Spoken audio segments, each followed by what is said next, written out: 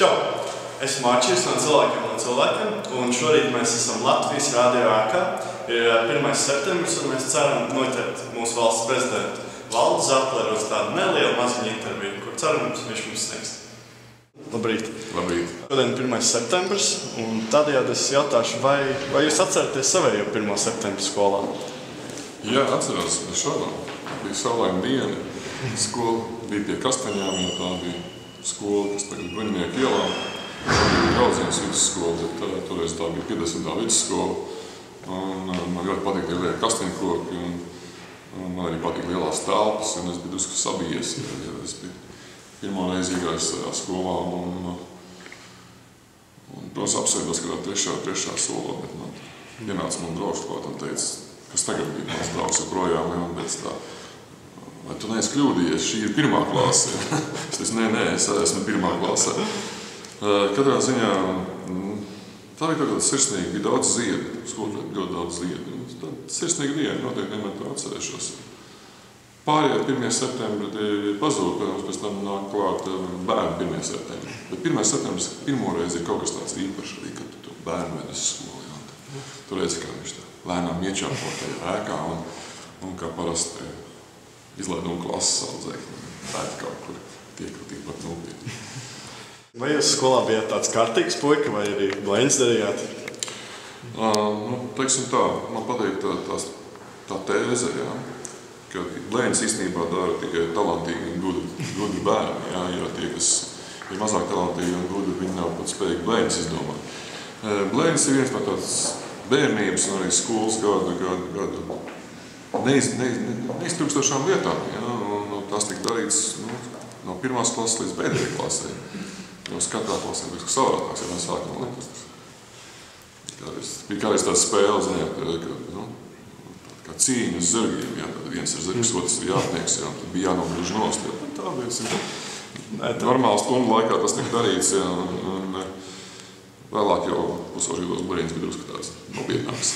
Bet, teiksim, šajos gados jūs vēl projām blēņojaties? Teiksim tā, es labprāt pablēņotos, bet ko nozīmē tas? Tas nozīmē, varbūt vairāk tāds intelektuālās blēņas, pajokot, izjokot. Jā. Mūsu prezidents. Bet jūs kā vairāk redzat? Tā kā cilvēku vai prezidentu tomēr?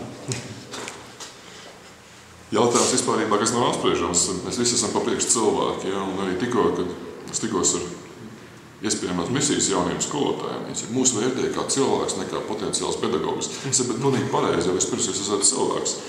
Jūs prasat, kas ir cilvēcīgi, un kas man pēdējā nedēļā laikā ir sagādājis visvairāko baudu. Salasīja grozu ar sēnēm, jā, jūs uzticat no dīķa zivis svaigi, jā, un iestādīja pīlādzīti, ja tas man, ko es izdarīju visu pagājušas svētdien, jā. Un tā ir cilvēku būtība.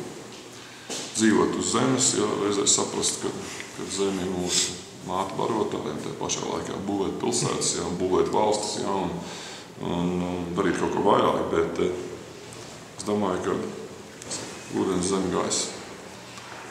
Tas ir tas, kas ir mūsu pamatā. Tad laikam liels paldies šodien. Es baigi pateicīgi, ka es piekritāt mums bišķi parunāties. Man intervija, teikšu godīgi, ļoti patika un gāja pie sirds. Tad ir labi. Bet jūs bijat tie, kas skrējā tiem lieliem plakātiem, cilvēkiem nebēgiet. Man ir prieks iepazīties, es domāju, vai tik tā nav kāda teroristiskas organizācija.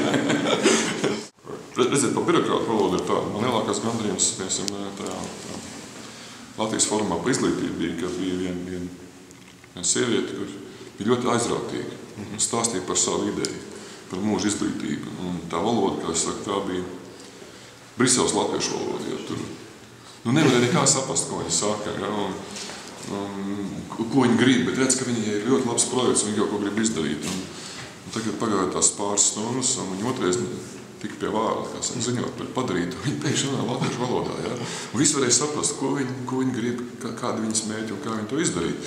Un es arī nenoturējos, un arī tiešām viņi uzslavēs, teica, bet tas ir šī fóruma ieguvums, ka jūs pārgājat no tās birokrāta valodas uz to valodu, ko cilvēku saprast.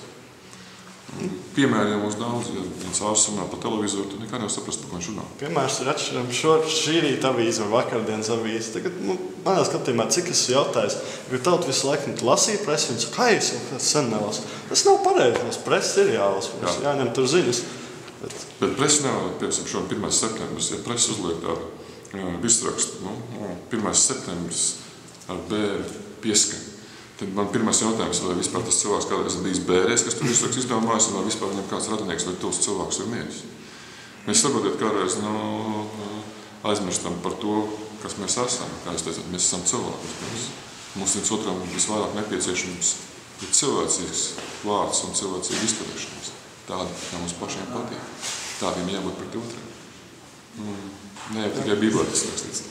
Mums tikko noslēdzās saruna ar mūsu valsts prezidentu Valdi Zatleru. Un izrādās viņš ļoti sirsnīgs un foršs cilvēks. Un cerams, jums patika interviju. Atā!